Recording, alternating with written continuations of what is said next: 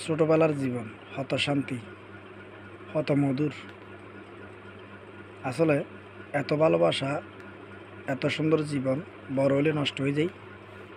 এবং ভাই বোন একসাথে কেন ঘুমাই দেখতে লাগেও, এবার ছোটো বোন, এবার বড় বোন, এবার ছোটো ভাই, এবার বড় ভাই।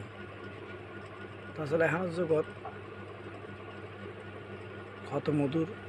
এই ছোটো হালে ভালোবাসা এক একজনের লয় দেখতে লাগেও এই ভালোবাসা বলি যে গই ডাঙরলিয়ে সুন্দর বউ ভাই কি হয় পয়সা লইব একটু না চলে হন পয়সা লইব, হন গরিব হইব আল্লাহ ভালো মতো জানে।